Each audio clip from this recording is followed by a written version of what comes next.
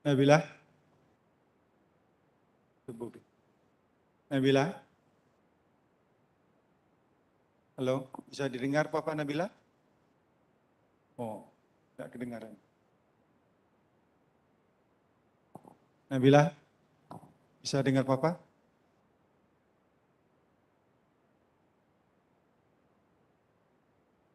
Dia enggak ya?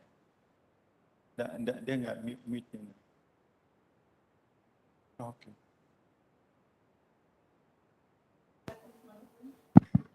Bisa. Bobby? Ya, Pak. Halo. Nah, Tes. itu suara saya didengar ya, bagus ya? Agak kecil. Oh, entar dulu.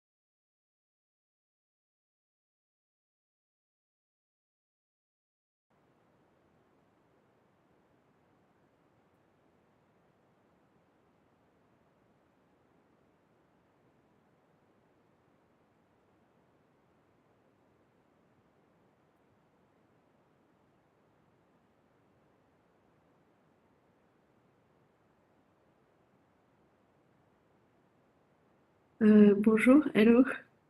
Can you hear me?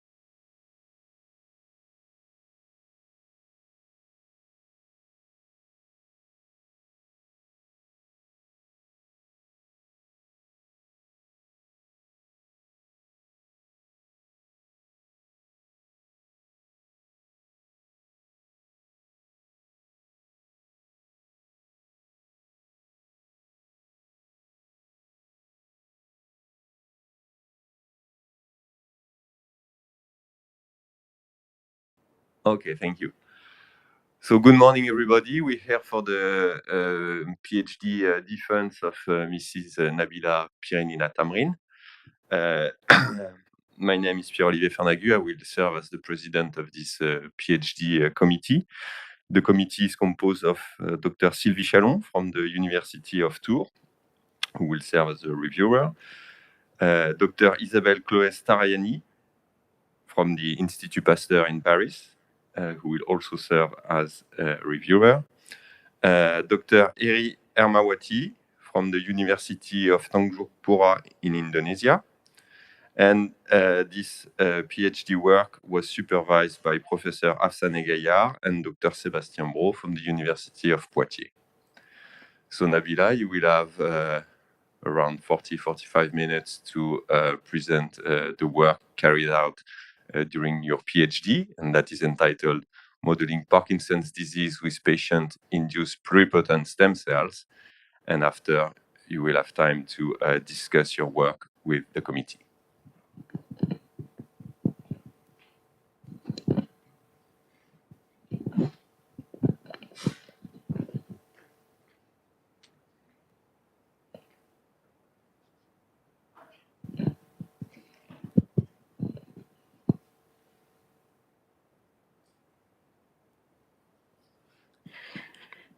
Good morning, respected members of the examination committee, dear colleagues and friends. Welcome to my thesis defense.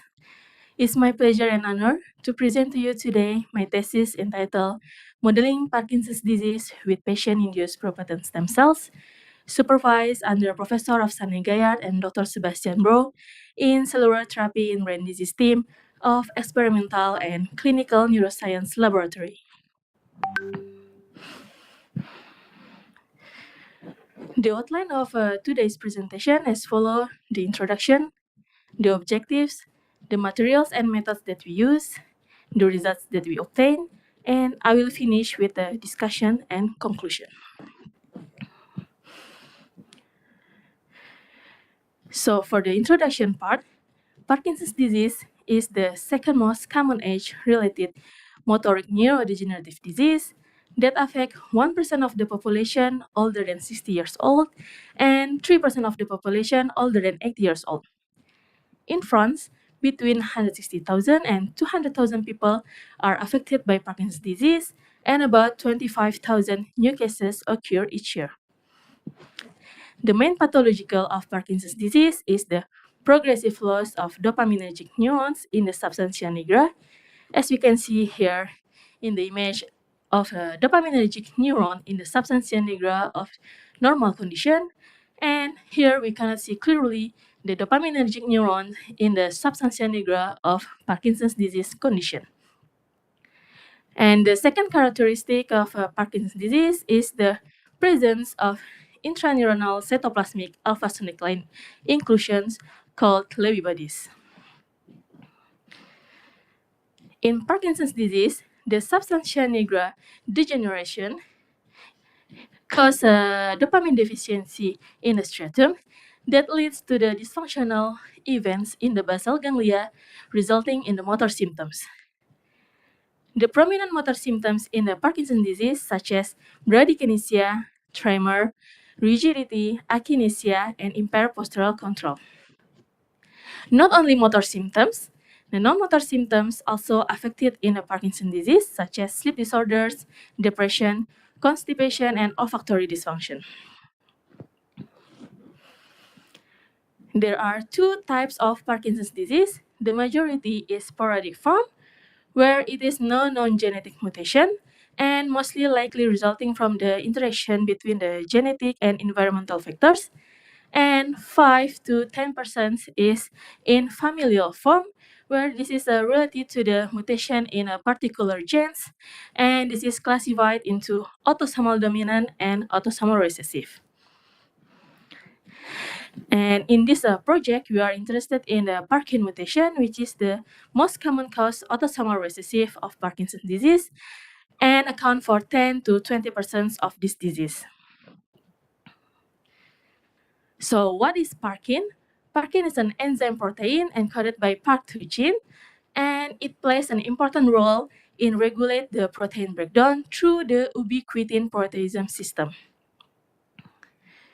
During high membrane potential condition, we can see ping-1 expressed low on the mitochondrial surface, but during a low membrane potential condition, ping-1 will accumulate on the mitochondrial surface and then signaling the damaged mitochondria, and then will recruit the parkin that originally located in cytoplasm.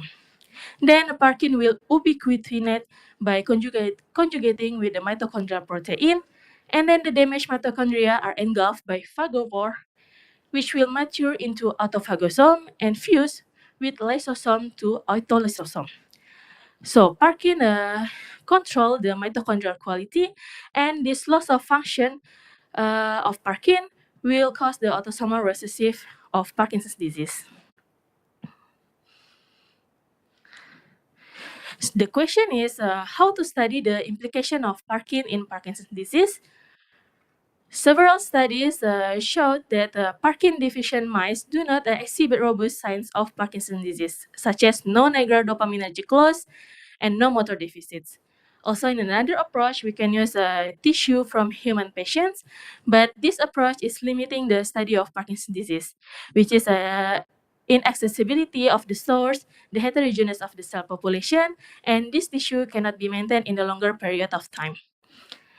So to deal with this limitation, we need to develop a human cell model to study the impact of the parkin mutation on the pathogenesis of Parkinson's disease. The way is by using an induced pluripotent stem cell. It is a new window into Parkinson's disease. First, we reprogram the adult somatic cells, for example, the fibroblasts, from Parkinson's disease patients with parkin mutations into induced pluripotent stem cells. And then we differentiated induced pluripotent stem cells into midbrain dopaminergic neurons to study the impact of parkin mutation on dopaminergic neurons.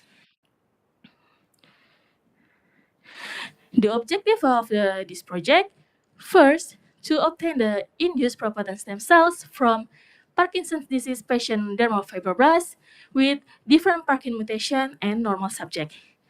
And then to generate the midbrain dopaminergic neurons from control and patient-induced pluripotent stem cells. To study in vitro the impact of parkin mutation on the survival, differentiation, maturation, and mitochondrial dysfunction of midbrain dopaminergic neurons. And then to study long-term impact of parkin mutation by transplanting these neural precursor cells into substantia nigra of a mouse model of Parkinson's disease.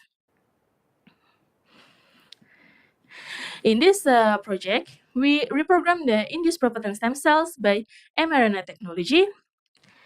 This synthetic mRNA encoding the reprogramming factors consisting of OCT4, KLF4, SOX2, GLIS1, and c-MYC. And this non-integrative mRNA reprogramming is a self-replicating that only require a single transfection and has several advantages, such as fast, safe, and efficient to reprogram the adult cells, with efficiency greater than 1% without the use of virus or DNA vectors, and then do not require the screening for virus or genomic integration when the new colonies are derived, because the early method of reprogramming, they use the retroviral vectors that will integrate into the target cells, and once the new colonies were derived, they need to screen for the virus or genomic integration. There are several steps to obtain the midbrain dopaminergic neurons used in this study. First, by reprogramming the human dermal fibroblasts into induced pluripotent stem cells. So from the table, we use the fibroblasts from the 3 patients and 3 control. For the patient, we have all male with the range of age between 33 years old and 56 years old, and they have all different parkin mutations. And for the control, we have 2 female and 1 male between 28 and 35 years old. So to obtain the induced pluripotent stem cell, at day 0, we transfect the fibroblast with the repo RNA. And as I mentioned before, it is a self-replicating RNA reprogramming RNA-based reprogramming, and then it's only need a single transfection. So during these 20 days, we only perform the media change and the observation of the iPSC colonies.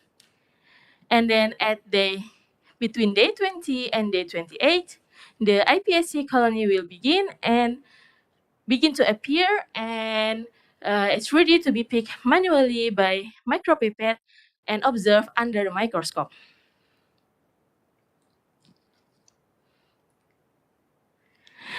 After we obtain the induced pluripotent stem cells, the next step is to generate the midbrain dopaminergic neurons by differentiation. So we use a media system that consists of 3 types of media that used for each stage of differentiation. So at the first 10 days, the specification is initiated by adding the floor plate cell specification media into induced pluripotent stem cells. And during these 10 days, the culture is mainly consists of floor plate cells. And then after that, for the next 11 days, this culture is expanded by adding the floor plate cell expansion media. During these days, the culture will show the rosette phenotype, and then this expansion is to increase the floor plate cells. And at day 21, the dopaminergic neurons begin to mature by adding the maturation media. Here's, as we can see, the image illustrate the morphogen and transcription factors that involve in the midbrain dopaminergic neurons development. So this kit is mimic to development of dopaminergic neurons, and these several transcription factors used to identify the generated cells that we obtain in vitro.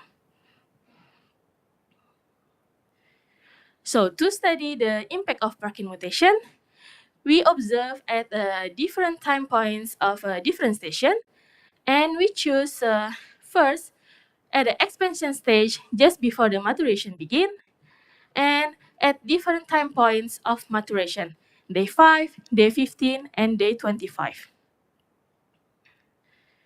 During this time point of observation, we analyze the dopaminergic neuron characterization, the mitochondrial activity, the apoptosis, and the autophagy process in this mutation.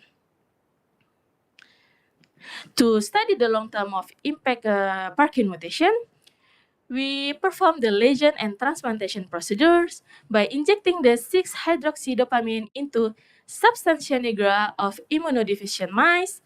And after 3 weeks of the lesion, we did the transplantation of dopaminergic precursor with a day 5 of maturation from our samples into the same targeted area with the lesion site.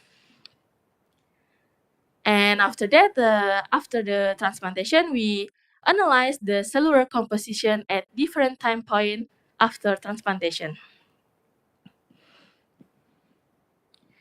We perform as well the behavioral test to investigate the effect of the lesion and cell transplantation on motor function. We analyze at different time points after transplantation. First, we use the cylinder test to analyze the degree of 4-po asymmetry and 4-po dragging. And then we use another approach by using an automated system of amphetamine-induced rotation to monitor the extent of motor impairment that we recorded for 60 minutes. So in this part, I will present to you the results that we obtained. From the samples that we have, we reprogrammed the 3 patient and 3 control for the fibroblasts into induced pluripotent stem cells. And from each samples, we obtain several colonies of induced pluripotent stem cells. And the total is 6 cell lines from healthy controls and 16 cell lines from patient. As we can see here is the representative image of the iPS colony from control 2, and here is from part 2C. We have more difficulty to reprogram the control samples, but this problem doesn't affect to the reprogramming. So from this data, we are able to generate iPSC from patient and control lines. And after that, we choose from each cell lines, we choose only one colony with the best proliferation rate and low spontaneous differentiation for generating the midbrain dopaminergic neurons. Just before we generate the midbrain dopaminergic neurons, we perform we observe the pluripotency capability on each cell lines by using immunocytochemistry with the antibody that label the pluripotent cells. We use SSEA4, Octo4, and NANOC to label the pluripotent cell, and SSEA1 to determine the rate of spontaneous differentiation of cells. As we can see here, the immunofluorescence image of control 2 and part 2B, SSEA4 in the green staining and Octo4 in the red staining, and here is the co-expression of SSEA4 and Octo4 in the nuclei. The analysis of each cell lines, we observe that more than 90% of cells are positive for SSEA4, Octo4, and NANOC, and negative for SSEA1. This data show that Parkin mutation have no impact on the pluripotency of induced pluripotent stem cell lines. Taken together, we have successfully reprogrammed the iPSC from control and the patient lines. And then next, to compare the ability of our generated cells to form the dopaminergic neurons, we characterize the generated cells by using a marker of midbrain dopaminergic neurons at different stage of differentiation. So here, for the first part, is during the expansion stage, we use FOXA2, OTX2, and MS1A to stain the midbrain dopaminergic progenitors. As we can see in the immunofluorescence image of control 2 and part 2B, is the co-expression of FOXA2 and OTX2 and co-expression of LMS1A and OTX2. From the analysis of each cell lines, we analyze that the co-expressions of FOXA2 OTX2 and LMS1A OTX2 express more than 65% for each cell lines. And we didn't see any difference between the patient lines compared to the control lines. So from this data, Parkin mutation do not affect the production of dopaminergic progenitors from induced pluripotent stem cells. And then next, we continue the observation at day 5 of maturations. So we checked before the neural stem cell marker with nestin, and we didn't observe any difference between the control and the patient lines. So now we use a Neuron1 marker to stain the neural precursor of midbrain dopaminergic. And as we can see in the immunofluorescence image of control 3 and part 2C, the green staining is in Neuron1, and the red, again, we use the FOXA2 in the red staining. And here is the co-expression of Neuron1 and FOXA2 in the nuclei. From the analysis of each cell lines, at day 5 of maturation, we found that there is a significantly increase in the control lines of the expression of Neuron1 compared to the patient lines. But for FOXA2, it remains the same between the control and patient lines. From this data, it shows that Parkin mutations display lower production of dopaminergic precursor. And we continue the analysis at day 15 of maturations. Again, we use here in the green staining is a neuron, and then we use another marker in red is a PIT-X3. This is the transcription factor that involved in survival of midbrain dopaminergic neurons.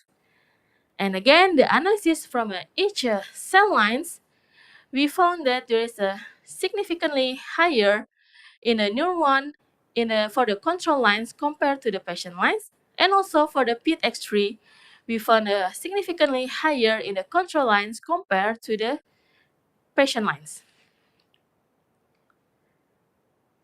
From this data, it suggests that Parkin mutations impact the production of dopaminergic precursors.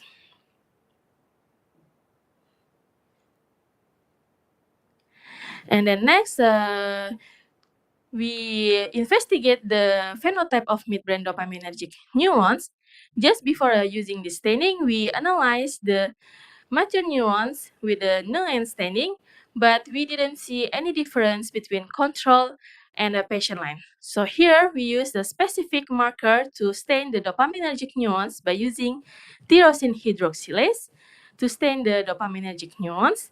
And from the immunofluorescence image of control 2 and part 2b, the red staining is a TH, and we observe at day 5, day 15, and day 25 of maturation.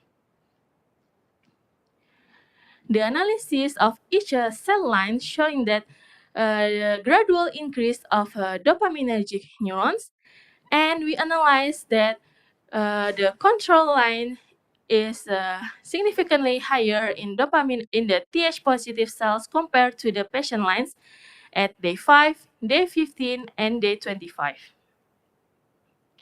From this data, Parkin mutations impact the production of dopaminergic neurons at maturation stage. So at the first part, we have seen that the mutation impact the development of dopaminergic neurons. As I explained before, the Parkin will control the mitochondrial quality. So in this part, we observe the mitochondrial function. First, by observing the mitochondrial membrane potential by using GC1 dye that exhibit the red fluorescent signal to stain the mitochondria that highly active, and green fluorescent signal to stain the mitochondria with lower membrane potential.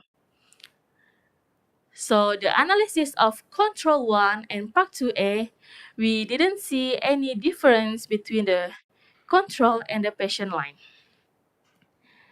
And then we use another marker to analyze the mitochondrial activity by using mitotracker red in the red staining and cytochrome C in the green staining.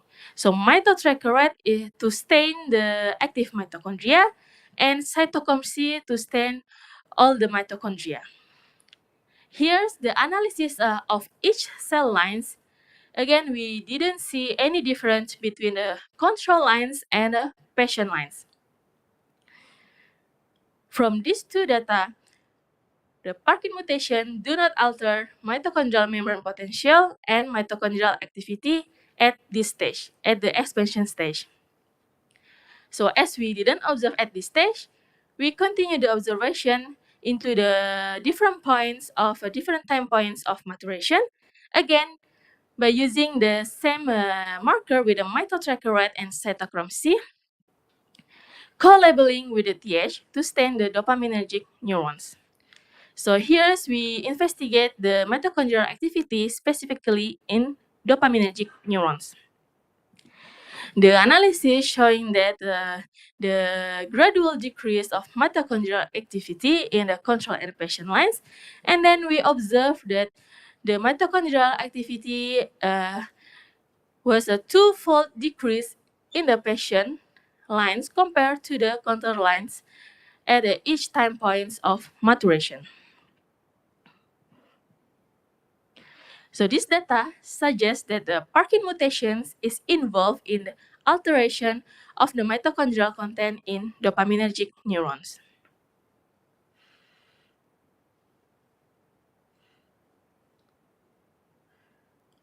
And for this part, we analyze the apoptosis as the Parkin mutation induced the apoptosis process. So here in this part, we analyze the apoptotic cells by using a tunnel assay and annexin 5 antibody. As we can see here in the immunofluorescence image of control 1 and part 2b, the tunnel staining is in a green, and we analyze at a FPP2 stage, day 5 of maturation, day 15, and day 25 of maturation. From the analysis of each cell lines, we found that for the tunnel positive cells is significantly increased in the patient line at different time points of differentiation from FPP2, day 5, day 15, and day 25. And also with the annexin 5 antibody, we analyzed there is a significantly increase of annexin 5 positive cells in the patient lines compared to the control lines. So from this data, Parkin mutations induce apoptosis in the whole cells of population. And then next, because we found there is a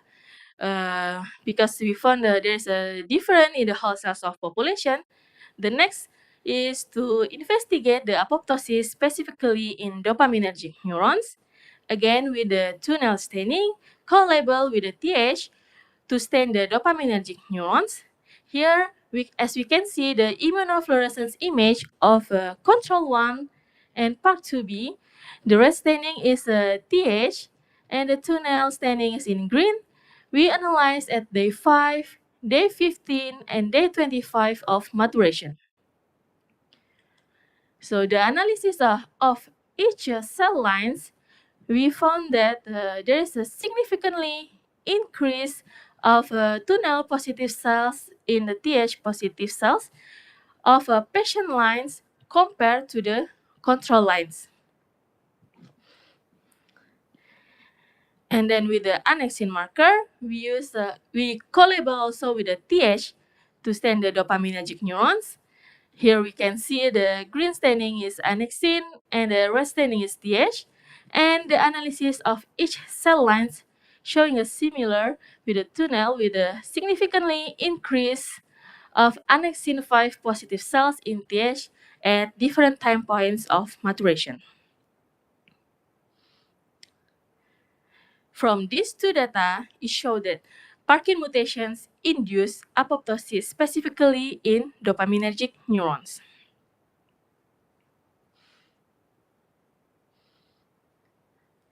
So as I explained before, the Parkin mutation play a role in the mitochondrial quality control, and beside the apoptosis process, we have also the autophagy process for the to have the mitochondrial homeostasis. So now we use the LC3B marker. It is one of the LC3 isoform that essential in the autophagosome formation and frequently used as a marker for autophagy. So here's for the Western blot analysis, we analyze the ratio of LC32 and LC31 at different time points of differentiation. From the analysis, we can see that there is a gradual increase in the ratio of LC32 and LC31, and we found a significantly increase at day 25 of maturation in a patient line for the autophagic level. And with another approach, we use immunofluorescence analysis by using the LC3B marker here in the green, and we observe at FPP2 expansion stage, day 5, day 15, and day 25 maturation. And this marker showing the spot formation. So in this part of analysis, we analyze the average of LC3B spot in the control and the patient lines. So the analysis of each cell lines showing that there is no significant difference in the expansion stage for the LC3B spot, But at the maturation stage, we found that there is a significantly increase in the LC3 spot of patient lines compared to the control lines. Taken together from this data, Parkin mutations exhibit an autophagy impairment.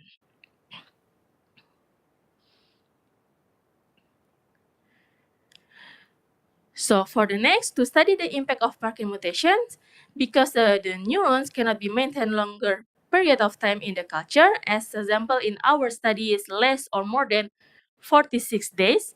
So we choose one control line and one patient line to transplant it transplant the dopaminergic precursor into the substantia nigra of mouse model Parkinson's disease.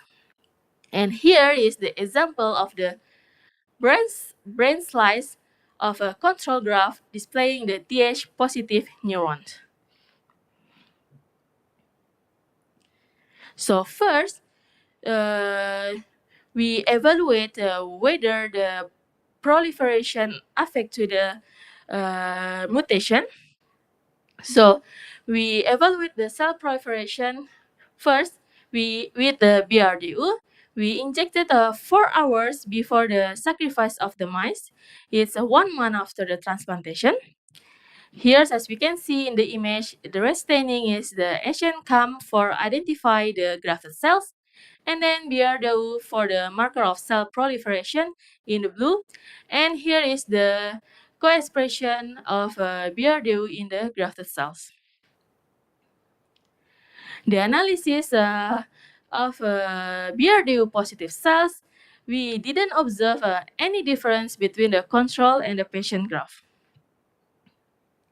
From this data, Parkin mutations have no impact in the proliferation rate of grafted cells.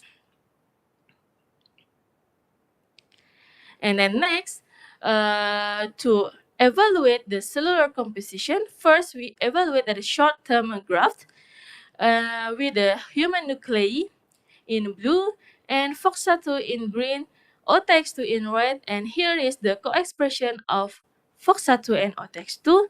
This co-expression to stain the dopaminergic precursor at the maturation stage. From the analysis, after 1 week of transplantation, we didn't see any difference between a control and a patient graft, but at 2 weeks after transplantation, we see a significantly decrease in the patient graft compared to the control graft.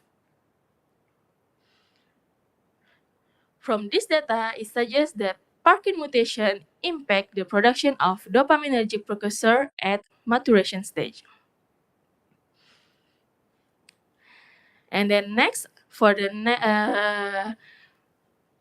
to analyze the longer-term impact after the transplantation, we use a Th positive Th staining to stain the dopaminergic neurons. Here we can see from the immunofluorescence image, the Th is in the red staining, and we observe at 1 month, 3 months, 4 months, and 10 months after the transplantation.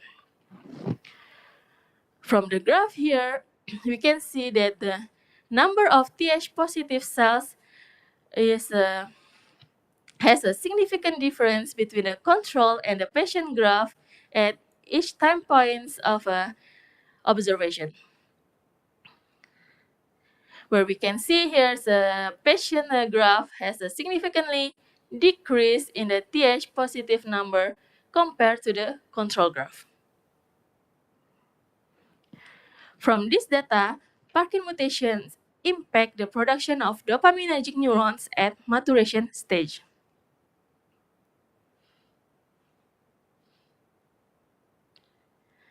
And then next, we evaluate also the functional of the graphs by using a cylinder test. Here we use 3 groups. First, the lesion group. The second is the group with the graph with control cells. and then the graph with the patient cells. First, we analyze the contralateral pole usage. So during a pre and post lesion, we only see a difference in the lesion and control group, but not in the patient group. And after lesion, compared to the 9 months after the transplantation, we didn't see any difference for all these three groups. And then we analyze also the pole dragging. Again, with these three groups, we see a difference, the lesion effect between the pre-lesion and the post-lesion for all these three groups. And then we observe a significant difference between ipsilateral and the contralateral pole for all these three groups. So with this test, it doesn't allow the significant difference between the patient and the control graphs. So we use another approach by using amphetamine-induced rotation test. So after the lesion mice have the treatment of the amphetamine drugs, the mice will turn into the lesion site. So the analysis of this rotation, again with these three groups of mice for the lesion, control, and park. After the lesion, we didn't see any difference between these three groups, and all these three groups showed around 5 turns per minute. And for 3 months after the transplantation, we didn't see any difference. And interestingly, after 9 months after the transplantation, we see a significant difference in the control group, but not in the patient group. So from this data, the amphetamine-induced rotation test showing a significant recovery for the control group.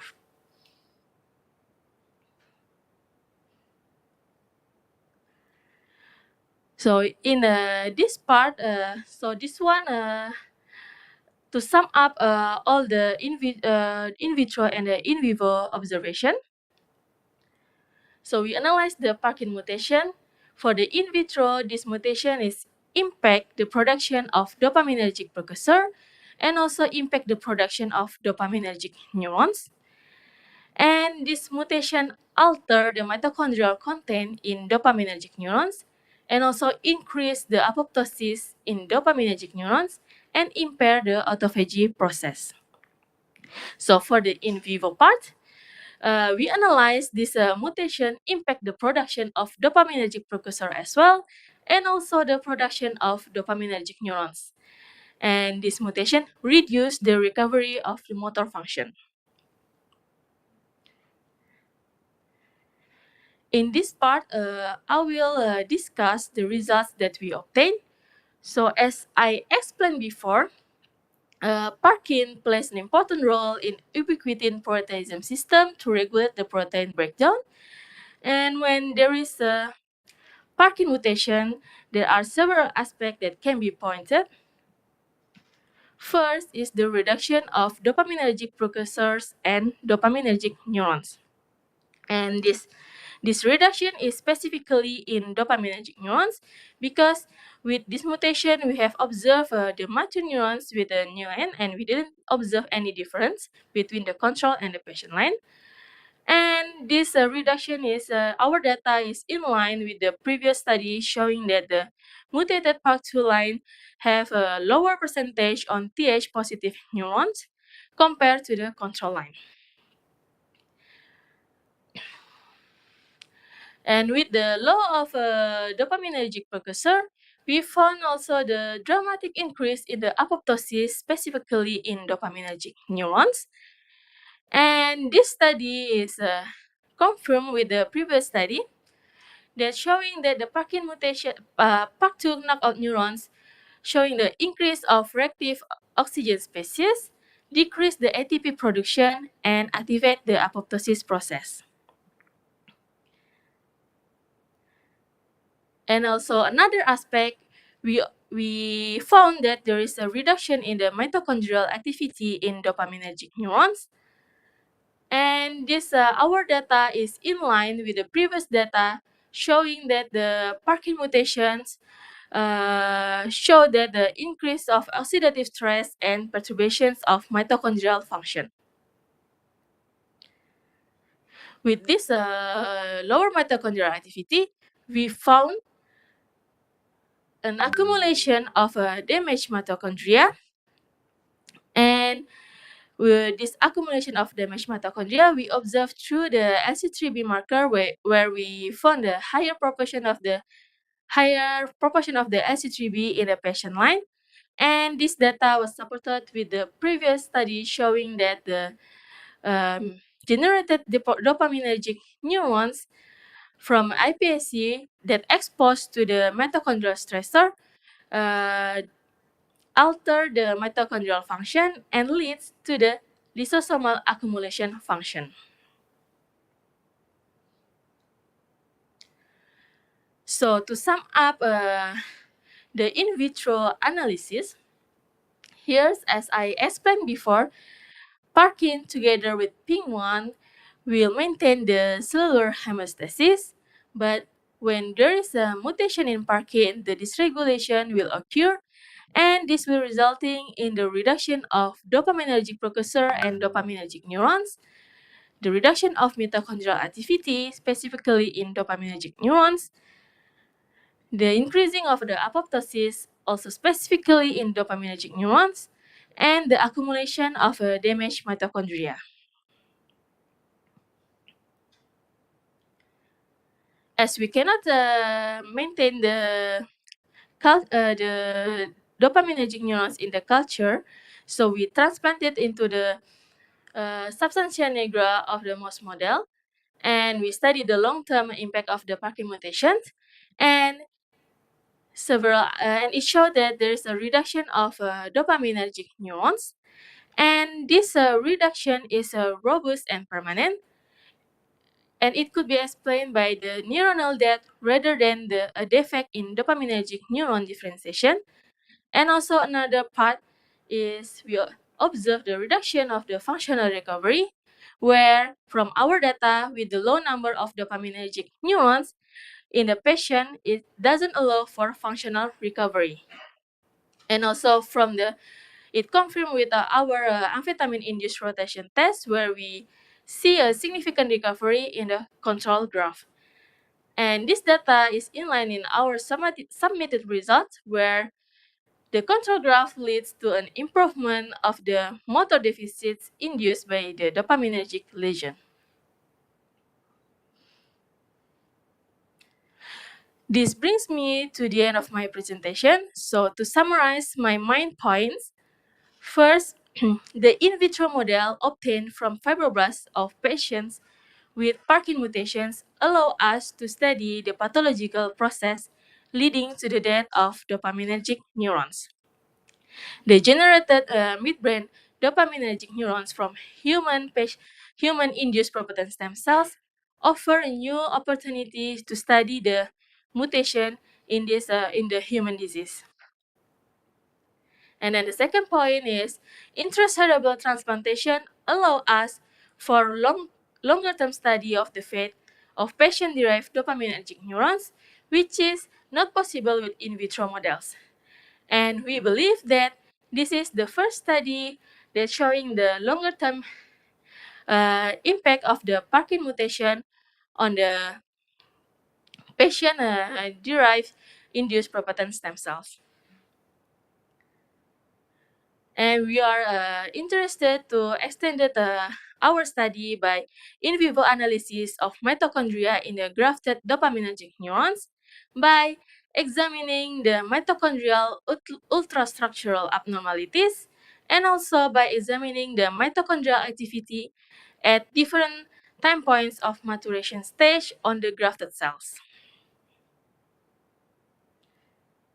Finally, I would like to say thank you to my supervisors for their guidance to complete this thesis, and also to the thesis committee for the valuable time to evaluate my thesis, and also for the collaborator from ICM Paris that provide us the samples of human dermal fibroblasts that we use in this study.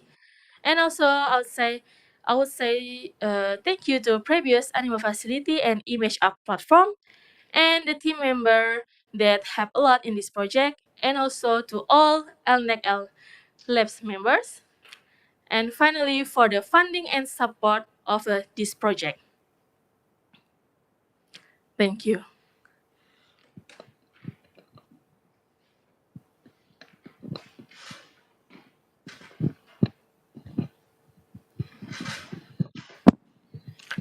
Thank you, Nabila.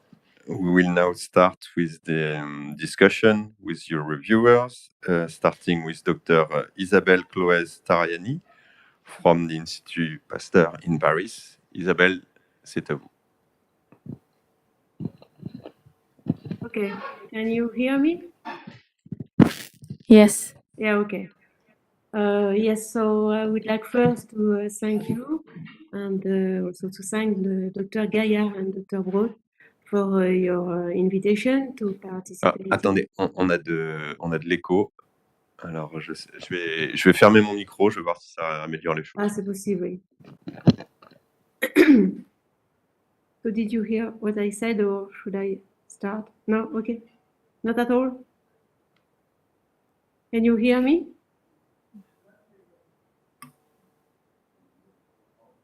Merde. Is that okay?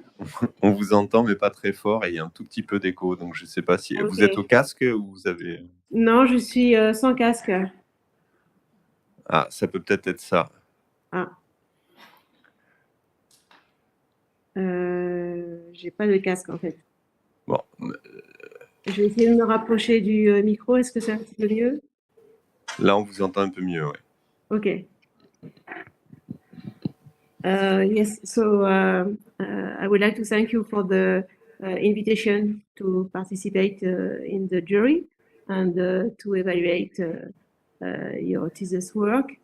I would like first to congratulate you for your very comprehensive work on such a promising subject, namely the cell therapy, and for the treatment of neurodegenerative diseases, and in particular the Parkinson disease.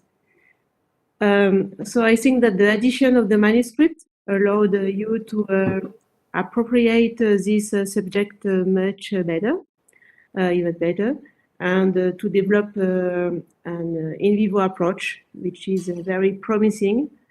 I would like also to congratulate you for the oral defense, which really was very clear and completed the manuscript and the main messages.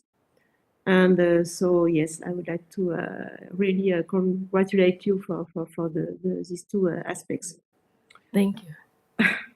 So I was also wondering if you got any recommendation for not modifying the content of the thesis, the initial manuscript. So maybe it could have been tempting in regard to some comments you got from the reviewers. So, but maybe you were not allowed to do so. So it was just a question. So I will now start the discussion and the questions chronologically in relation to the text. So the first questions are related to the mutations and the patients which are included in this study. To my knowledge, there are over 100 node mutations in Parkin that lead to either a dysfunctional small Parkin protein being degraded or defecting Parkin protein without any activity. So could you explain the strategy with regard to the choice of the 3 patients with the Parkin mutations? Because this aspect is not explained in the manuscript. So maybe it's just because they were the unique available subjects from the ICM.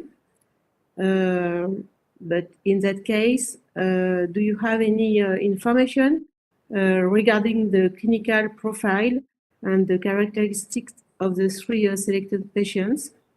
Are they responsive to L-DOPA treatment? Do they present additional neurological disorders or other neuropsychiatric impairments? Yes, so I would like to comment a little bit on those aspects to start the discussion. Thank you for your questions. What I understand is you asked for the characteristic of our samples for the patient. Yes, So, yes. If okay. you could correlate some effects, and also regarding the severity of the disease in these selected patients, did you have access to the clinical properties or symptoms or severity of symptoms within the selected patients, the 3 selected patients, for the in vitro studies? So for our samples, we only have information that they have a different kind of Parkinson mutations, and we only analyze this like a mitochondrial dysfunction from the mitochondrial activity and the lower production of dopaminergic neurons and the apoptosis and also the autophagy. So we didn't analyze for the other parts. Okay, so you didn't have access to this kind of information. Sometimes it could be helpful to interpret the data, especially if you could see some differences between the 3 patients from which you derive the neurons. Yes, so this is in line with the previous question. Do you have any idea from previous studies of known existence of a genotype or phenotype correlation for these mutations that would lead to a pronounced alteration of normal protein function? It's like a question regarding the structure function, because some proteins could be just truncated, but keep their functional activity, even with some modification, or just the mutation do not allow the traduction in protein, so the protein is lacking. Okay, so for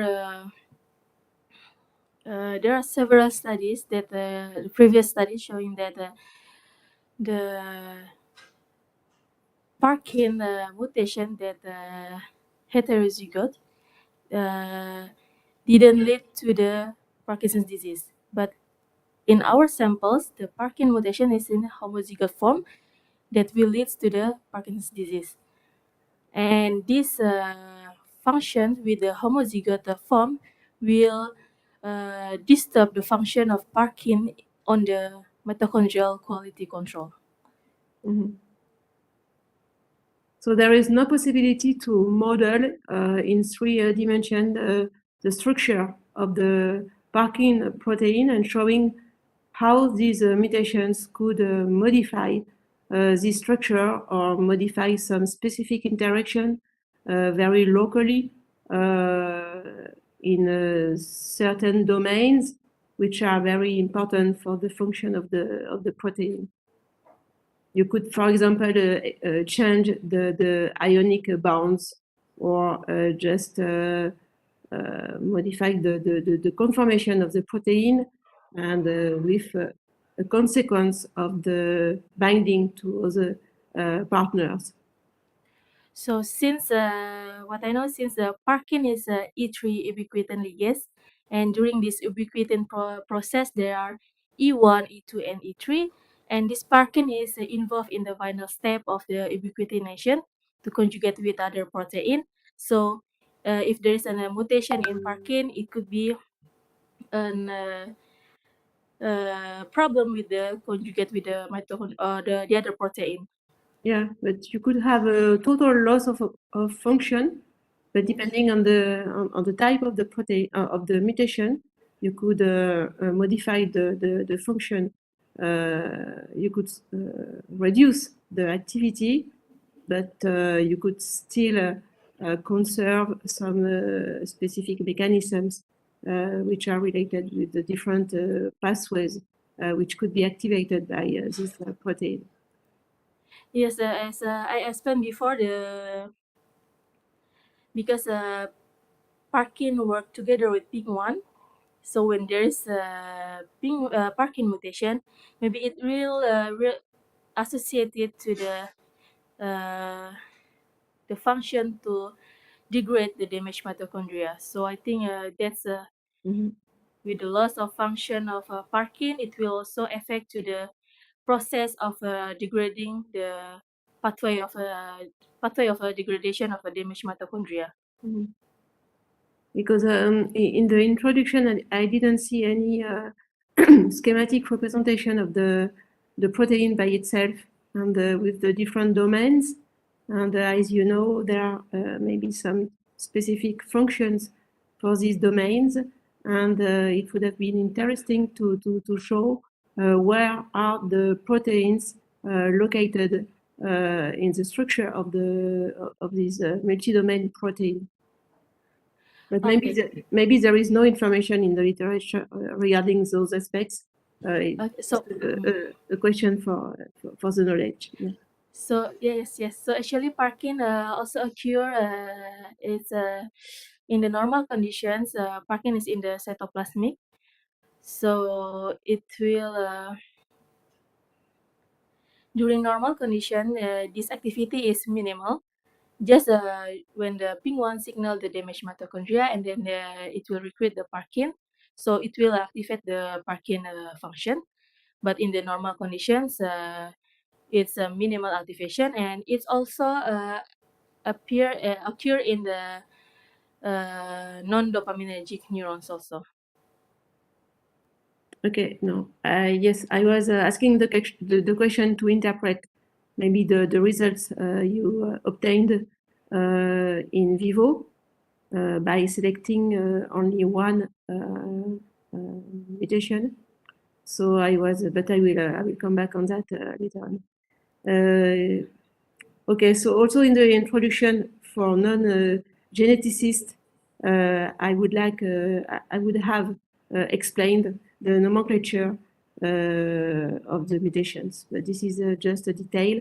But if you are not a geneticist and maybe you don't understand exactly what is DEL or is it just amino acid exchange, or is there a small deletion within the gene, etc. I don't know if you see what I mean. This is in table 2. I'm sorry, could you repeat? We don't hear clearly. Yes, because regarding the mutations you can find in this kind of diseases, you could have some specific deletion of the entire gene, but you could have only a single point mutation, but which would change one amino acid. And this amino acid could be crucial for the activity or not at all. So I don't know. I don't see. I assume you're still here. Yeah. Yes. So, for example, exon 5 deletion. I would have explained a little bit more the nomenclature to provide the reader more information regarding the potential activity of or consequences of the mutation. But this is just a detail, and it would have been interesting to have such information in the introduction. Yes. But, yes, the introduction was very clear, and with all the information needed for the understanding of the work. But for an external reader, I would have developed a little bit more some specific aspects. Okay, thank you. Just for the next maybe next report. Okay, so yes, another aspect is that in the introduction you didn't discuss the expression of Parkin protein within the brain. So there are probably specific data from the Allen Brain Atlas. So maybe it would have been interesting and helpful to show the expression of this protein within the brain, and specifically in relation with the nigrostriatal pathway, and also maybe some data on how these proteins develop or appear during the development of these dopaminergic neurons. So I don't know if there is any data in the Allen Brain site, but maybe could have been interesting to look at those aspects and to see if you could see some at which stage of the development this protein appears, and how long in adult, in embryos, or yes, the developmental pattern of this protein. Yes, for the moment, we don't have any information for the Parkinson in the brain. So, yes, I will check later for this part.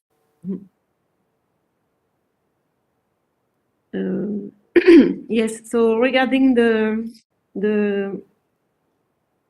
all the part on the experimental cell-based treatments for Parkinson's disease, it would have been interesting also to distinguish what has been done in the preclinical studies as compared to clinical studies, and maybe discuss a little bit more those aspects because the literature is huge.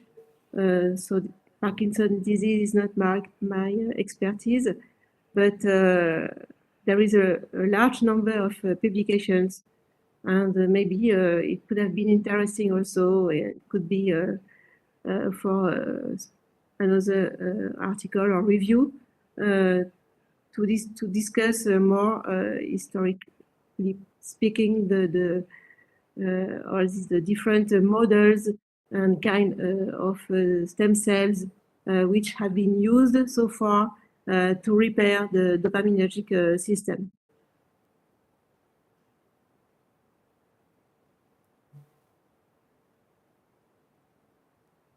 Okay, so you didn't put any introduction on the different steps of reprogramming since it was performed, but yes, I can understand that now these techniques are used in almost all laboratories, and so it was just a little comment.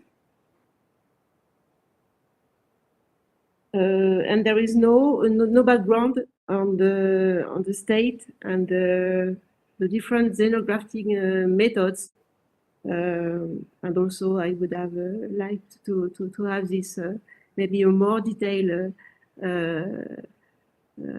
introduction on those aspects. And so your laboratory is pioneer in the work. And finally, you cited only one publication from this the laboratory, and I'm sure that you could have expanded a little bit more the discussion on all the historical background and on these aspects, which are really the future for the therapy of Parkinson's disease. But again, just a comment, and maybe it could be helpful for the future. So I will switch. Oh yes, I have regarding the protocol for the dopaminergic differentiation. So you used a kit from GICO, and I have two questions. Did you check for the spontaneous activity of the neurons, derived neurons, using your protocol? No, for the differentiation, no, we didn't check the spontaneous activity. It's just before we generate the midbrain, we choose the iPSC lines with low spontaneous differentiations, then that's all. Okay. Yes. Because there are different protocols which are published in the literature, and apparently they provide a different type of neurons in terms of activity. So I was just wondering, according to other kits which are available in the literature, if you could see some activity of these neurons in vitro, functional activity. No, for the functional activity of dopaminergic neurons, we didn't observe. So it's just following the immunocytochemistry approach to see the characterization of these dopaminergic neurons. Okay. So I have also, and this will be finished for these aspects. According to the figures, you see a large clustering of dopaminergic neurons. So this is something which happens also with other classes of human neurons. Do you have any? How could you explain these clusters? And because I'm not sure that according to the different protocols which are available and using kits, you can get the same organization in a tube or in culture.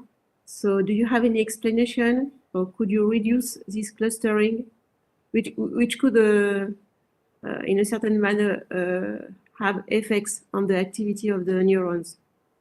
Or is it just, are they sporadic or observed systematically in the culture?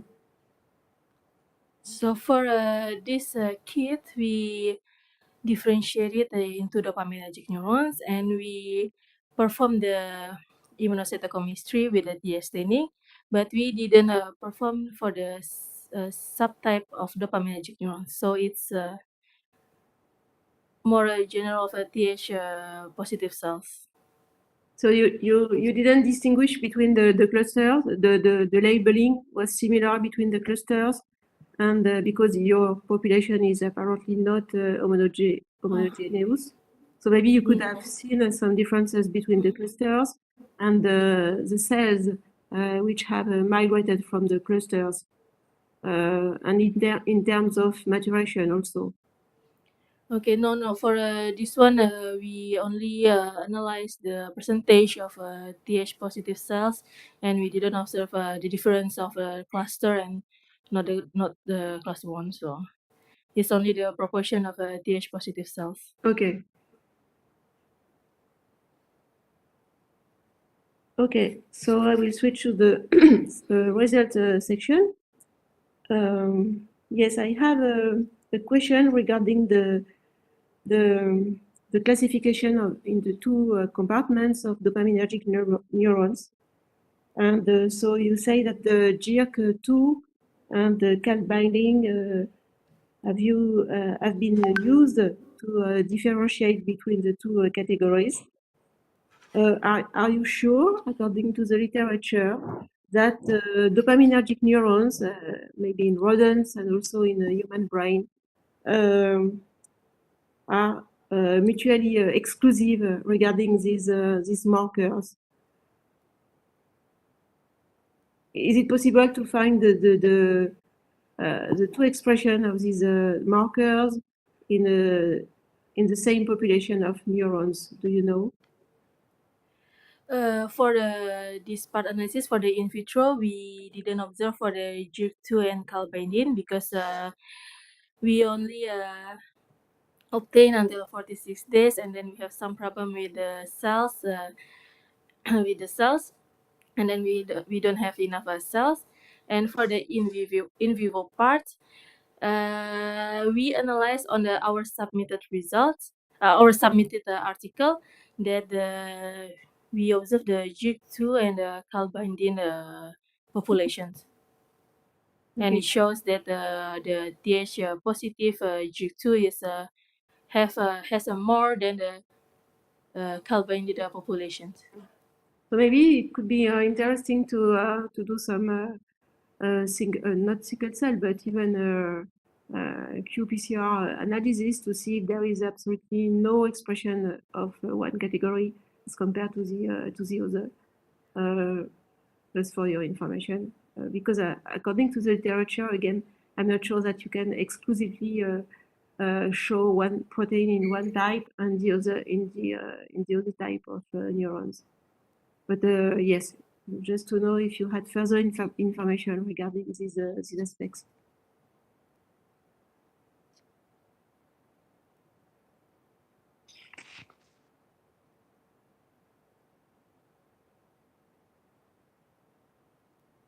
Okay. Yes, I was also wondering, but I really don't know. Is there any possibility, according to the differentiation protocol, to force the expression in the specific categories of neurons between the two populations? I'm sorry, what do you mean? Could you repeat, please? Yes, because now you're distinguishing the types of neurons by immunohistochemistry. Maybe I'm wrong, but I was just wondering if you could find some specific factors in the differentiation protocol that could force the iPSC and the precursor cells to a specific pathway that could lead exclusively to one population of the dopaminergic neurons. Maybe not, it's a question. I'm not sure for that one. I'm not sure for that one. Okay. Yes. Okay, so so now I will switch to the mitochondrial activity. So you answered in the partly in the oral presentation. So this is a question because I'm not in this field directly. You expect some mitochondrial dysfunction due to the presence of PARC mutations. But also, as neurons get older, you expect age-related changes in mitochondria, which could be associated with a decline of the mitochondrial function. So the results from the figure 33 illustrate that such a decrease between the three time points, so namely day 5, 15, and 25.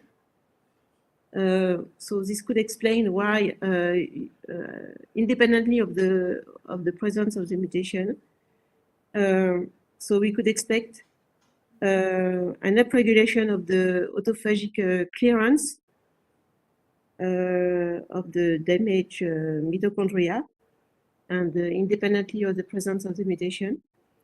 So could you comment on those aspects? It just the idea would be to compare at different time points the reduction in the activity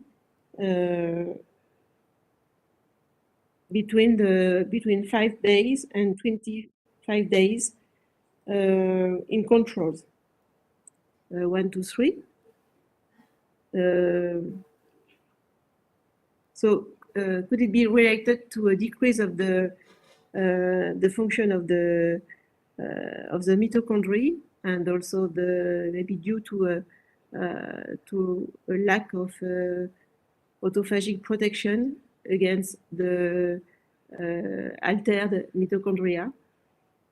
Because yes, maybe it's a bit maybe not that clear, but you didn't comment on the fact that the activity and the properties of the mitochondria are decreasing over time at early stages of maturation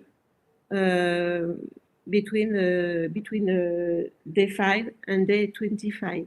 So could you comment on that, or do you have any specific explanation? Yes, for the the one that we observe on the mitochondrial activity, we observe a decreasing because as the neurons mature, it will stop the ability to proliferate. So that's why we observe there's less cells. And for this observation, we analyze the volume of the mitotracker, right, over to the volume of the cytochrome C. But when we analyze also the mitochondrial populations, and this mitochondrial population, we didn't see any difference. It's only the mitochondrial activity. So it means like there are the accumulation of the damaged mitochondria. And this with the lower mitochondrial activity, that we assume there's an accumulation of damaged mitochondria. And then when we observe in the autophagy, it should be the normally the process. It should be if there is an accumulation of damaged mitochondria, the normal one will be the function of autophagy will. Sorry, I will repeat. So if there is a lower mitochondrial activity, but in our results we didn't observe a reduction of the autophagic level, because for the patient lines it might be there is some process that didn't go to the end for the autophagic process, and it means it could be there is an accumulation of damaged mitochondria. And when we observe during apoptosis, and it confirmed that there is a higher activity of the apoptosis for the patient. I don't know if Yeah, okay. it's So there is no independent protection mechanisms from the through an autophagic action on the mitochondria, which start to be defective during the early stages of development, which could be, I mean, at least in vivo, like a compensatory effect. So normally, as I explained before, the Parkin function will do the autophagy process. So the Parkin mutation, when during Parkin mutation, there will be an impair of this process. So normally it should be a reduction in the autophagy process, but in our results, we observe that there is an increasing. So might be it's the process of this autophagy is not go to the end of the autophagy. Yes. Okay.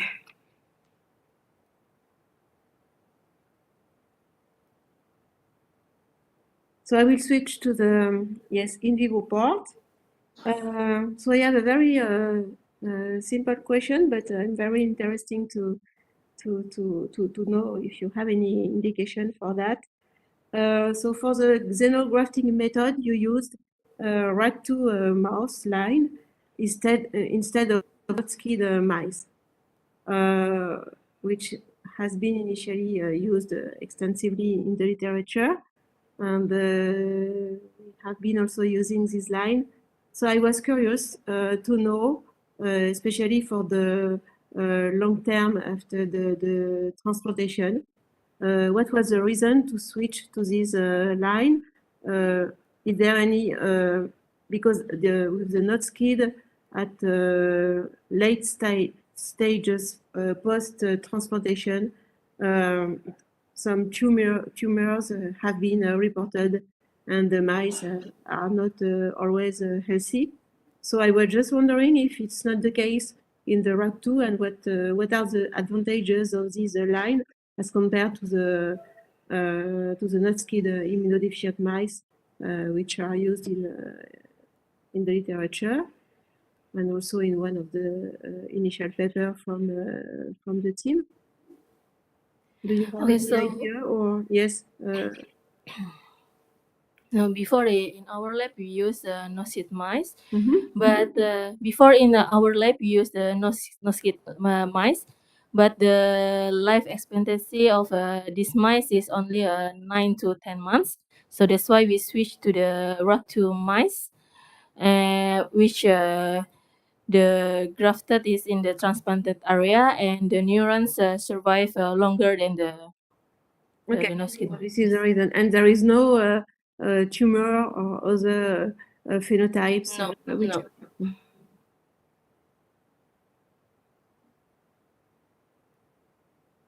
Okay.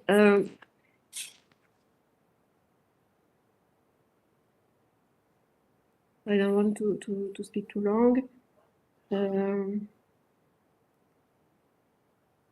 Maybe I will switch this question. So yes, I have a question regarding the number of transplanted cells. So it is 100,000, and this is what we also used before and even now. So if I understand well, it is at least 10 times more than the endogenous pool of neurons. And as it is for the 5-HT neurons, the dopaminergic in the brain does not exceed 1% of the total neurons. So I was yes, I was wondering about this ratio. And in the meantime, at 10 months post-transplantation, you reach twice the expected number of dopaminergic neurons. So I was wondering what is happening on the other cells which have been transplanted at longer periods post-transplantation. Do you increase the number of astrocytes over time? Is there any specific differentiation on the different phenotypes? Because you are injecting dopaminergic neurons or precursors at a concentration which is higher than the expected numbers of dopaminergic in the mouse brain. So I was just wondering what is the fate of the other cells. Are they degraded? Are they because you have also some proliferation, and which appears the same between the different groups. So could you please further discuss on those aspects? Yes, so we transplanted at the day 5 of maturation, which is this early maturation stage. And this type of cells is largely lost their ability to proliferate and still immature. So this cells is supported with the transplantation procedure rather than with the mature neurons. And the concentration of the cells that we use with 100,000 is because after the transplantations, we observe that there is 80% of cells die. Ah, okay. Okay. Yes. So this is the reason. Yeah. Okay. So did you? I don't remember, but if it is in the manuscript, so you measure the apoptosis or cell viability over time to control this loss of grafted neurons.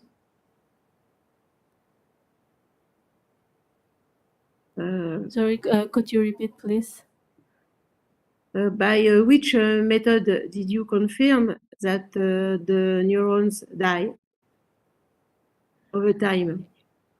It's by checking from the TH positive number. Okay.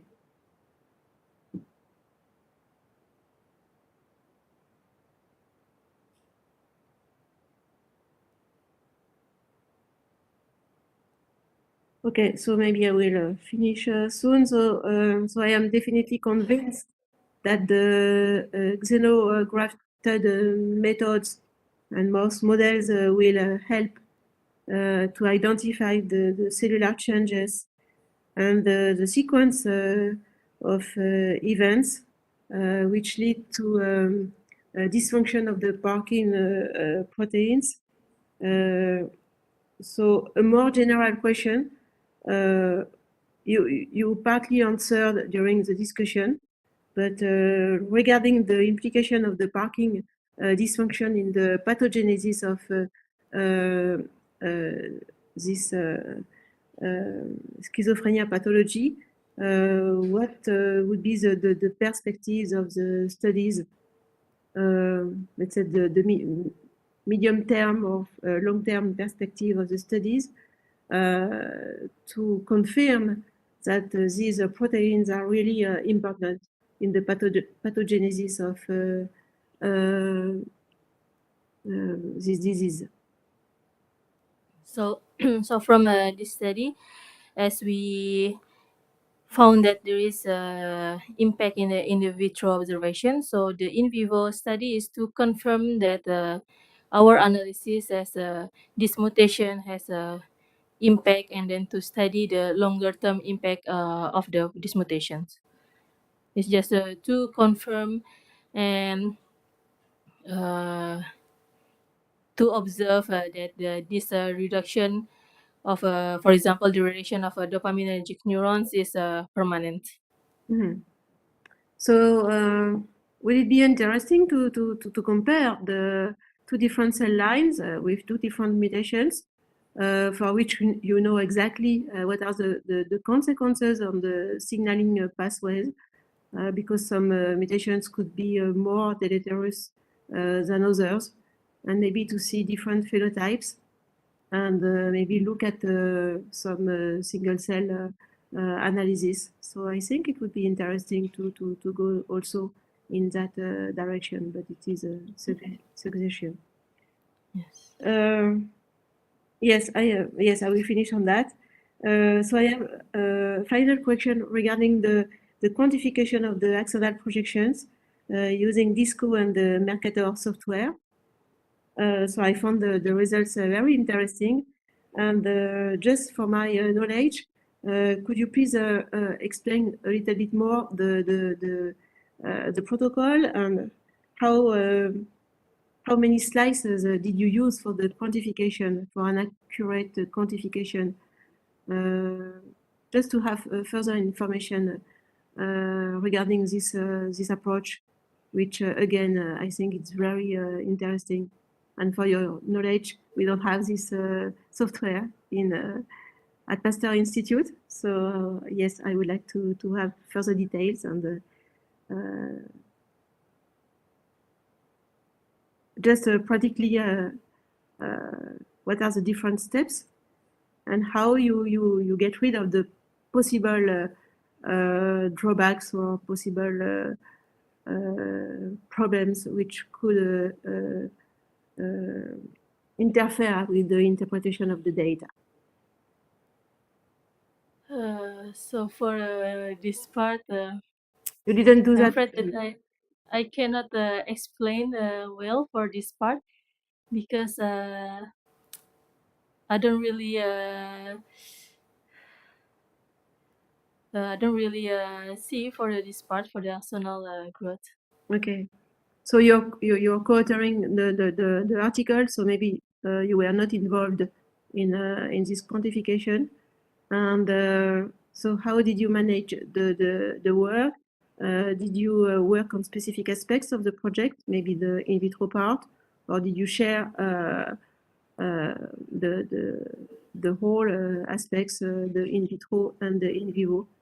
Could you just explain a little bit more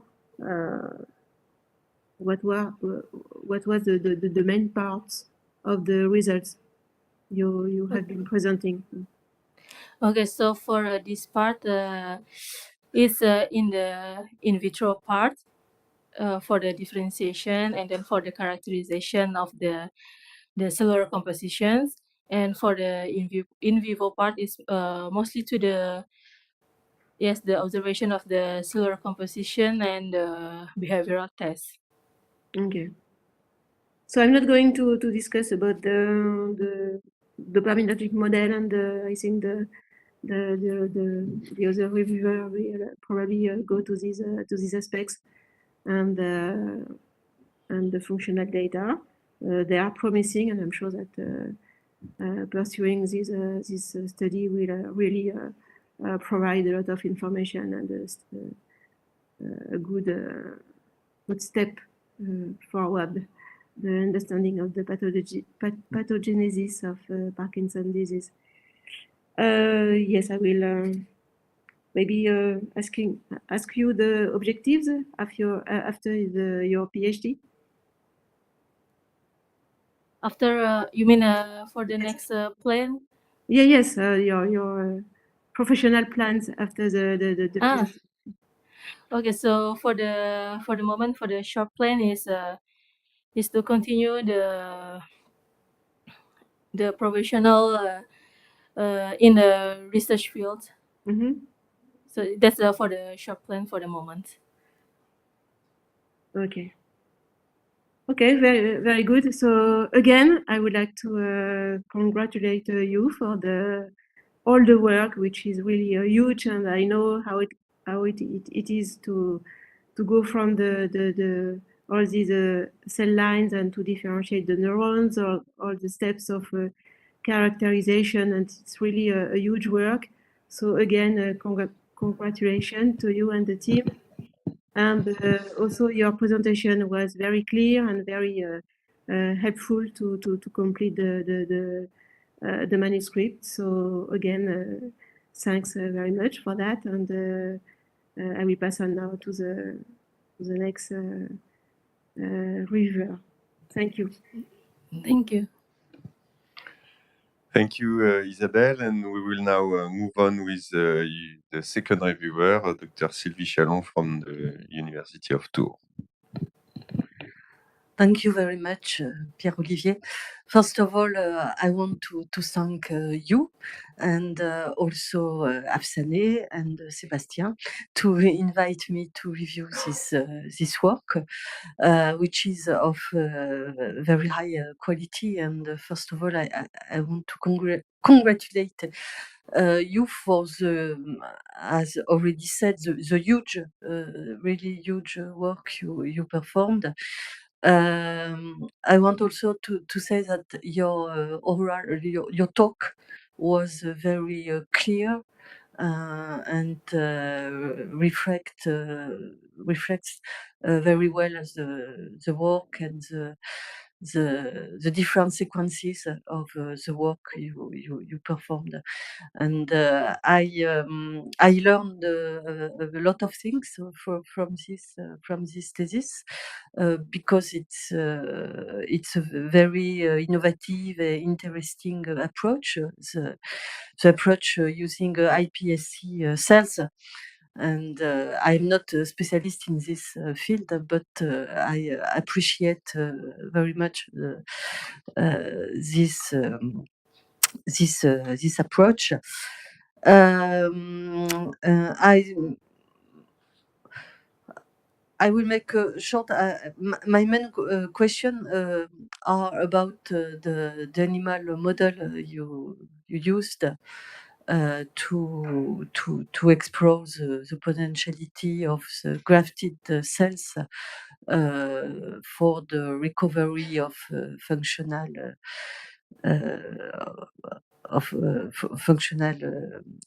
the function of dopaminergic pathway. Could you think something about the model first? The model you choose here. Do you know other animal models in rodents, and why did you choose this model and not another one? Okay. There are a lot of models for.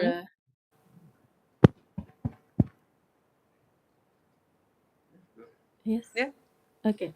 So there are a lot of models to use for the study of Parkinson's disease, and we choose 6 hydroxydopamine model because we want to do the selective dopaminergic loss in the substantia nigra, because there are the other models that lesion in the different site of injections. They are in the striatum and the negostriatal pathway, but we choose in the substantia nigra because we want to have a selective loss of dopaminergic neurons in the substantia nigra. And also for maybe it's, for the another animal model is by using the MPTP that inject by periphery, and in our labs also by using the alpha-synuclein virus. So Okay. I have a question regarding the results of the test you used. Could you put the slide 31, I think? 31. 31, please.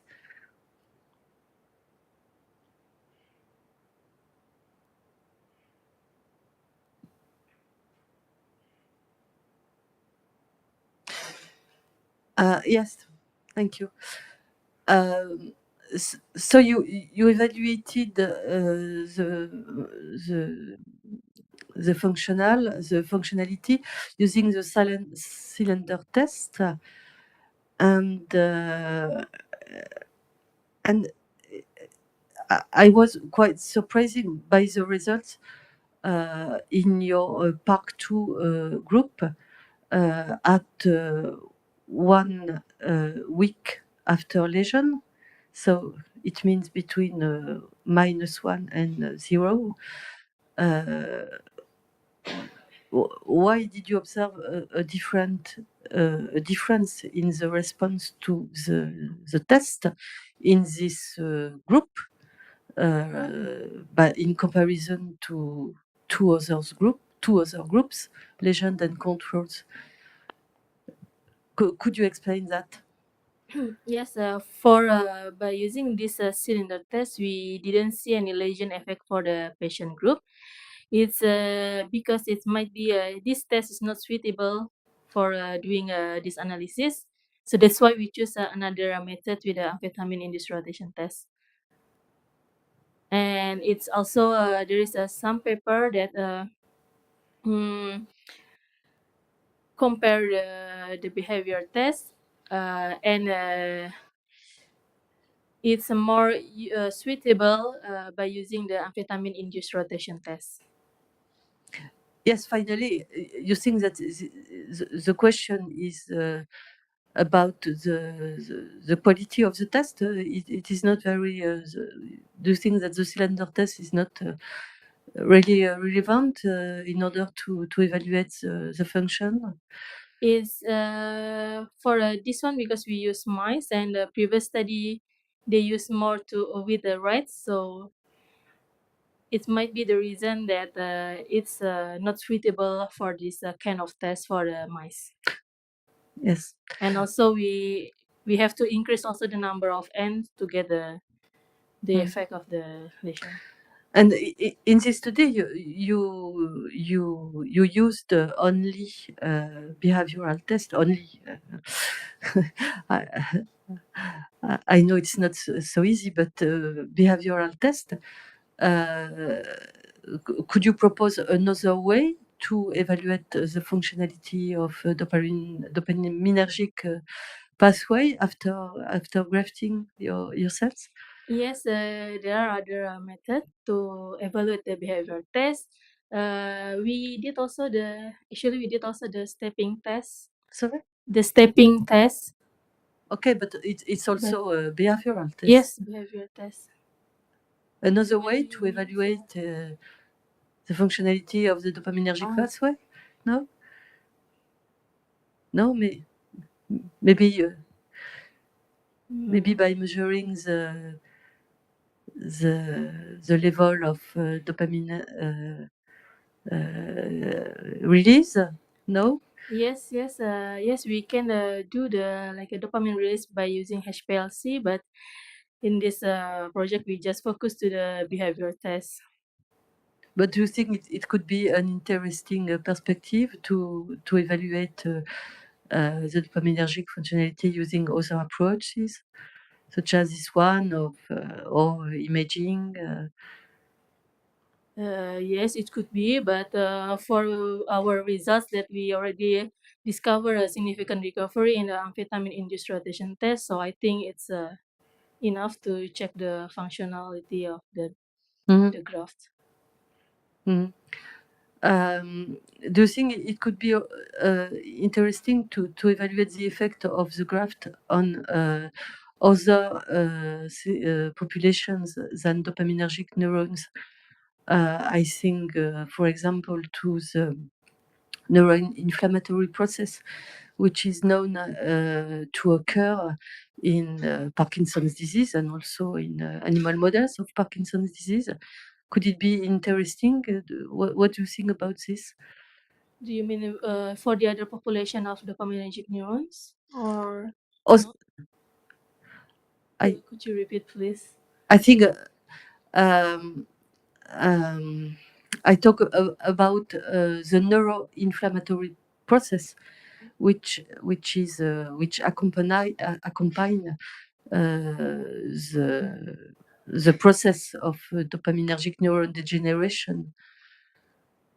Do you think that the graft of the cells that you performed could have an impact on this process? Okay, I'm not sure about this, but because we didn't perform that kind of observation, so I cannot say if there is an impact or no. Okay. So, thank you for these responses and for this work. Thank you. Thank you, Sylvie. And now I will give you first. Oh, yeah. And so now it will be Dr. Eri Ermawati as an examinator. Okay. Good morning, everybody. First of all, I would like to thank you. Okay. Can you speak louder, please? Good morning. Can you hear me? Yes. Okay.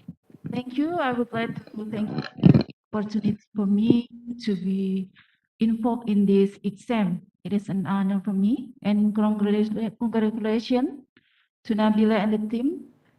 They're completing the extraordinary project in vitro and in vivo. First question from me. Based on this research, what are your recommendations for the management for Parkinson's disease?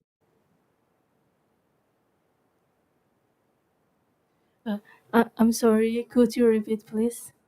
Based on this research, what is your recommendation for the management of the Parkinson's disease? Do you mean with this kind of mutation? Yes, from the result from this research, what you recommend to the treatment of the Parkinson? Okay. Once again, no. I would like to say that this. I'm sorry, but this we have an echo in this room, so test. Okay, so I would like to say that this kind of study, our study is only to study the impact of the Parkinson mutations, but not to find to do the brain repair for these mutations.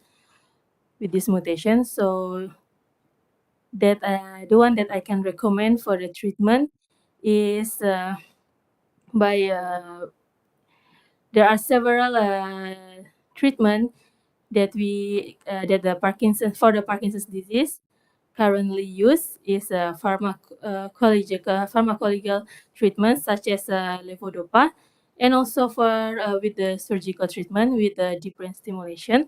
But this kind of treatments is only reduce the symptom of Parkinson's disease.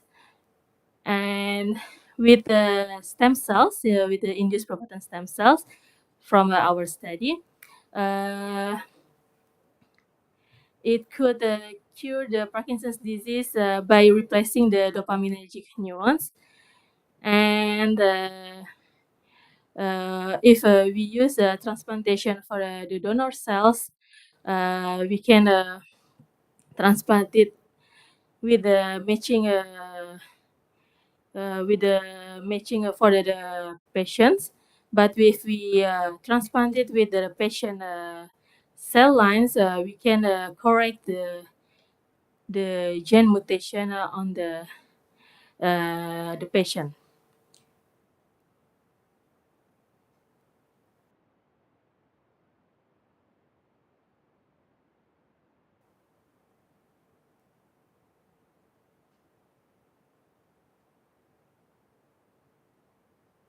They have no sound. Okay, can you hear me, Nabila? Yes. Okay. Next question. I'm interested in behavioral testing. In cylinder test showed less satisfactory result than the drug induction test. In your opinion, what factors influence it? So for the cylinder test for the you mean for the pole dragging?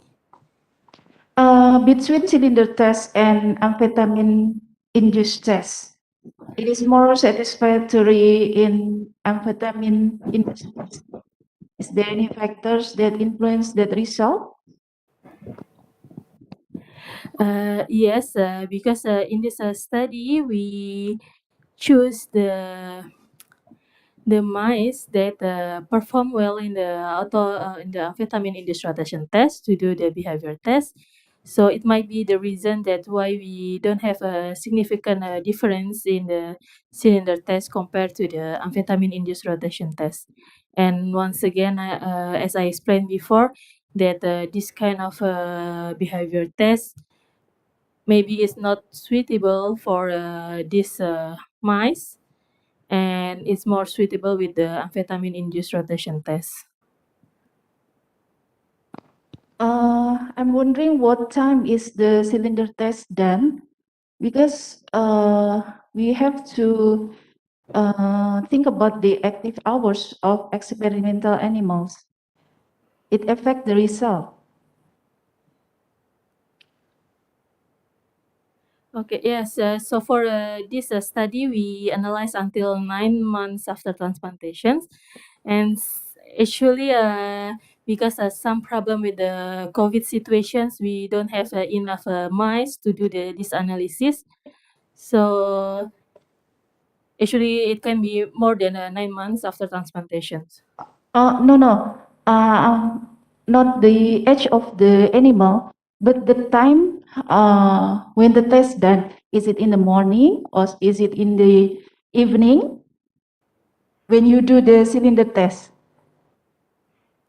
No, there is no exact time to do this cylinder test, because before we did every month, but this mice is get used to this test, so we don't put the exact time to do this test. Oh, you don't have exact time. Sometimes maybe in the morning. Yes. Because the mice is a nocturnal animals, and the cylinder test is using the nature exploratory behavior. That's the difference between the drug induced. In drug induced, we force the animal to do the sensory motor. Maybe that's one of the answer why the test is not so satisfied.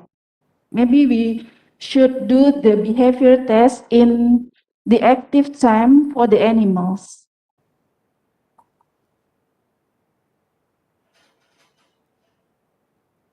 Yes. Yes, it might be the reason that's why, but I'm not sure for that one. Okay. Yeah, in behavior test, many factor affecting, and one of it is the active time from the experimental animal, and we should put a fixed schedule for that, I think. In the manuscript, you said that it takes a long time for neurons to mature. And until the 12 months from transplantation, we still found the immature neuron. Are there any factors that affect the maturation process? Or what can be done to speed up that process, maybe? I don't think so. I don't think there is another factor that can speed up the evaluation of the.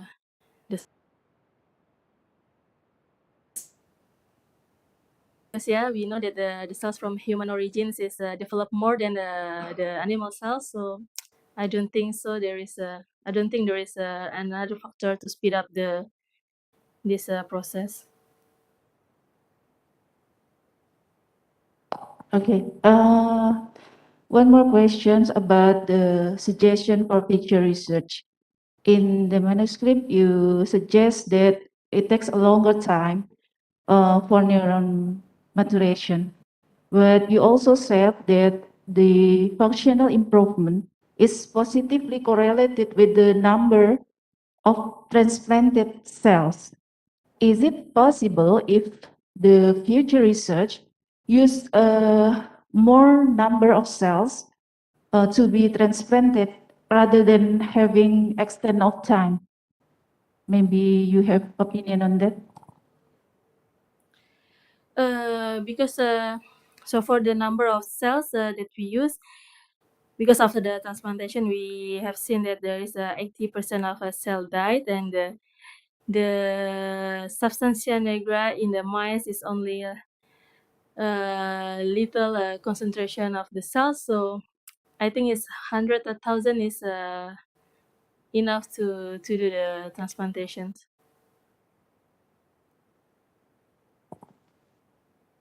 Okay. So the number of cells is enough. We have to wait. Okay. I think that's all from me, Nabila. Once again, congratulations for the research. Thank you. Thank you.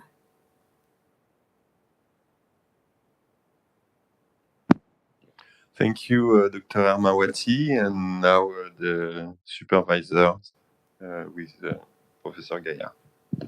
Thank you, Pierre-Olivier.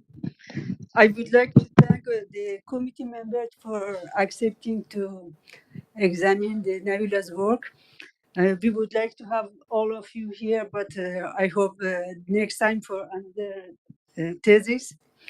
And I would like to say some words about Nabila. Nabila arrived in the lab there is nearly 4 years ago with her father who told me he entrusts his daughter to me. Big responsibility for me.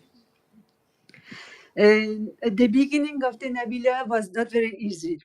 Nabila had no academic background in neuroscience, and the subject of the thesis was very difficult for her and required many skills.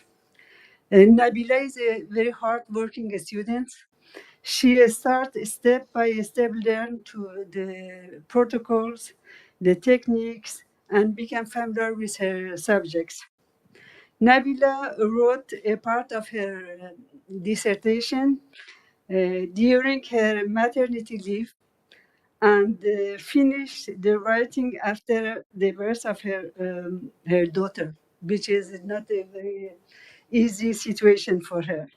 But Nabila, you successed. You are here now, and I would like really to congratulate you for all of the work that you done, and also for the quality of your works. And also, I would like to say that you can be proud of yourself. And I hope good luck for the future. I'm sure that you will continue in this field, and you like your work, and I think you will have the.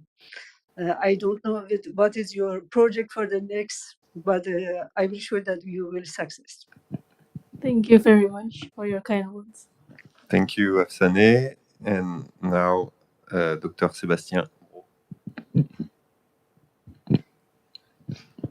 Thank you, Pierre-Olivier. I don't know if I have the right to just have a quick answer for the Dr. Armawati. Just to one point about the behavioral studies. I just want to say that in animal facility, the mice don't see the natural light. It's only artificial light, and for all the behavioral studies, animals are also with an inverted light cycle. So and we worked with the red light because rodents don't see the red light. So we worked in the day, so maybe sometimes in morning or beginning in the afternoon. But for the animals, it's like it's in the activity times.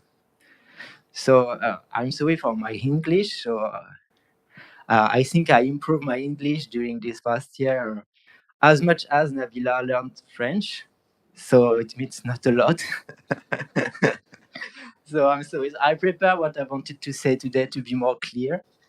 So first, I'm going to start by thanking you for your work during these 4 years, 4.5 years. You were a very hardworking and determined student. Indeed, when you arrived at the laboratory, there were some gaps in your course. I said Asane, particularly at the technical level and in the field of neurosciences in general. So you had to work really hard to make up for the level during the first year. I would like to say that you are a person who has always kept smiling, even if it's the mask we don't see, but I never saw you annoyed or angry once during the entire duration of your thesis, so it was very nice to work with you. I just would like to point out that we encountered several problems that greatly slowed down the progress of the thesis. First, we had problems with the IPS reprogramming kit that we mastered in the laboratory and which was no longer available when Nabila arrived at the lab. So after several months of waiting, we had to use another kit that we didn't master, and it took us longer time to be able to reprogram the cell lines. And once we got the IPS line, we had problem with the supply of the dopaminergic neuron differentiation kit that was not available for several months. So all made us loss of time for the start of the project. And then with the lockdown and the pandemic, it was a little bit complicated and we have to stop all the experiments. So despite all this, you managed to obtain a lot of results during the PhD, and which allow us to publish a great paper quickly, I hope. Also, I would like to highlight your courage to have become a mother during your 3rd year of the PhD. I can just imagine how difficult it must be to have to refocus on your thesis after that, but you managed to combine your family life and your PhD work. So I thank you once again for your work during this thesis, and I wish you all the best for your future career. Thank you. Thank you very much. Thank you, Sébastien, and thank you to all the members of this committee. So the committee is now going to deliberate. So I will ask the audience to leave the room for the moment.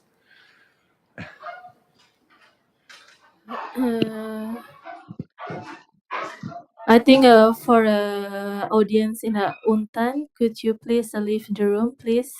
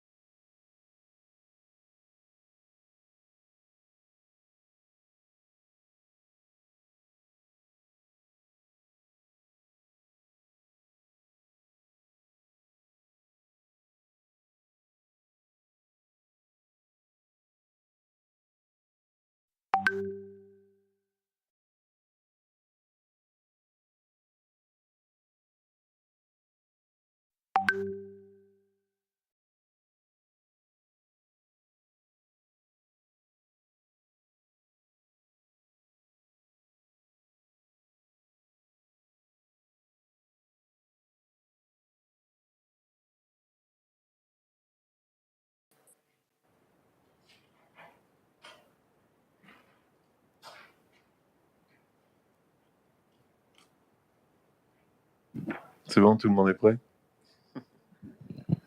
Okay, so after its deliberation, the committee has decided to grant you the title of PhD from the University of Poitiers in the discipline neuroscience. And the jury would like to congratulate you for the work that you have achieved during these 4 years in the laboratory. Congratulations.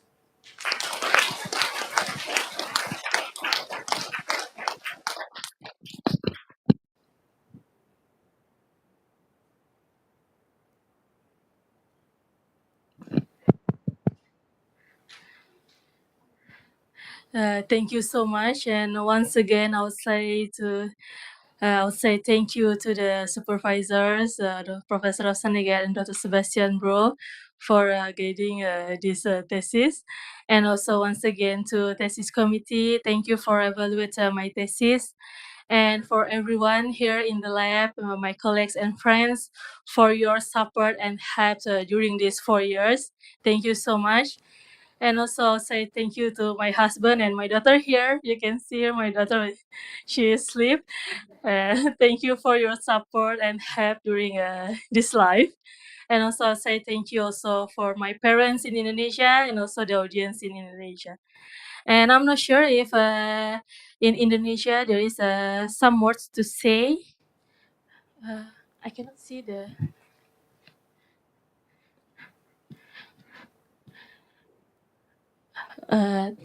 From Indonesia, is there any some words to say? Please wait a minute.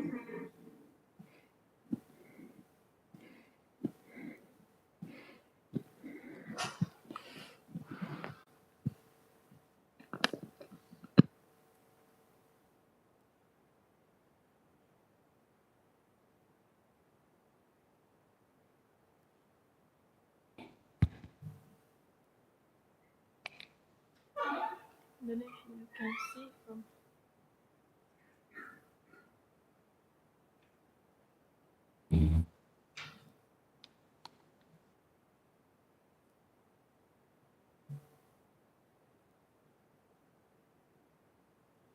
OK. Bonjour, mesdames et messieurs. Permettez-moi de vous parler et délivrer quelques mots dans ce moment, mais en anglais. On a déjà la nuit maintenant, le soleil déjà se couche, et pour vous, bien sûr, je crois que c'est midi maintenant. Bon, please allow me to express my appreciation in English. Good morning, ladies and gentlemen, or good afternoon, now good evening to everyone in Indonesia. I was 25 years ago at a similar moment with my daughter, Nabila Pirinina. I defend my doctoral thesis in chemical agro-industry at the École Nationale Supérieure de Chimie de Toulouse, the Laboratoire de Chimie Agro-Industrie. Today, I witness my daughter is doing the very same thing, even though a different institution and laboratory. It is grateful and a pride for me, and it indicates that the regeneration occurred. When I was in the Salle Amphitheater to defend my thesis with theme of chemical valorization of agro-resource, Nabila was still very young, even though she had gone to École Maternelle. She was there outside the salle to not make noise in the soutenance. Today, history repeats itself. Naira Pianisa, born in Poitiers 9 months ago, daughter of Nabila, or my granddaughter, is in the crash and is not able to witness her mama stripping, arguing and convincing the board of jury, and audience that her work for 4 years is the best and being waited for Parkinson patient and their family in the entire world. Therapy with stem cell is very promising in the growing interest of the celebrities to look more beautiful, younger, and so on.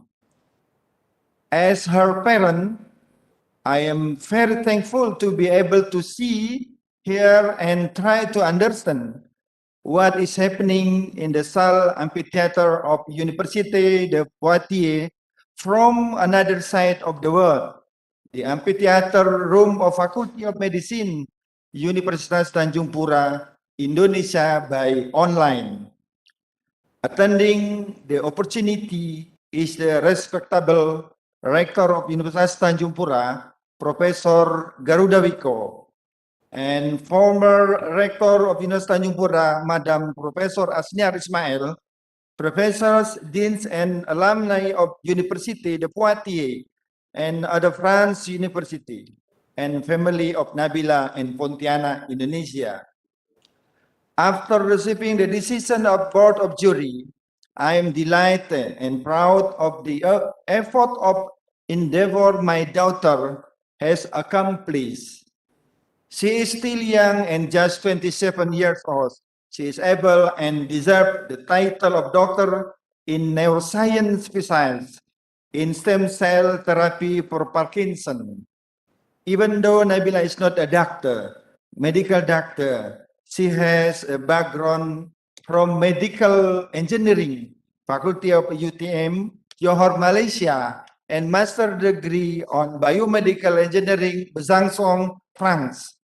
And of course, she is now a doctor from École Doctorale Sciences Biologiques et Santé, Sector Research, Neuroscience, at the Laboratory of Neuroscience, Experimental and Clinic, Université de Poitiers, France. I would like to extend my thankfulness to Professor Afsane Gaillard as supervisor and Sebastian Bro as co-supervisor, whom have supervised and shared their knowledge and experience to my daughter. The same gratitude is delivered to the Board of Jury, Madam Sylvie Chalong, Director of Research and of Instant University of Tours, Madam Isabelle Chloé Tayarani, Chargée de Research Expert Institut Pasteur Paris, and of course, Madam Eri Hermawati, Lecturer of Faculty of Medicine of Universitas Tanjung Pura, Indonesia.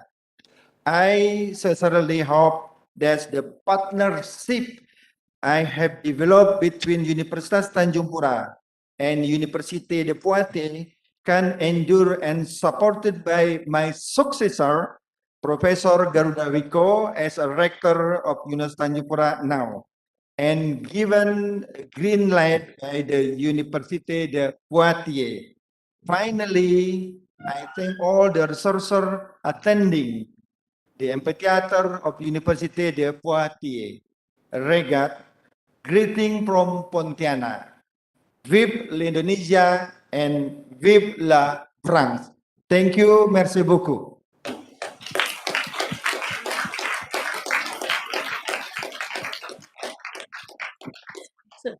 Thank you very much. Thank you very much. Yes, thank you very much for your support and help once again. Thank you very much.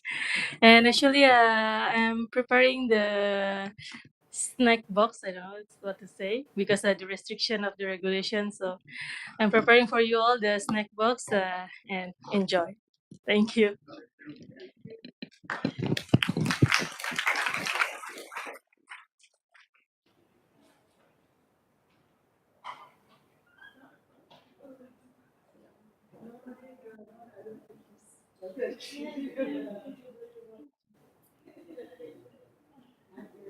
Thank you, Nabila.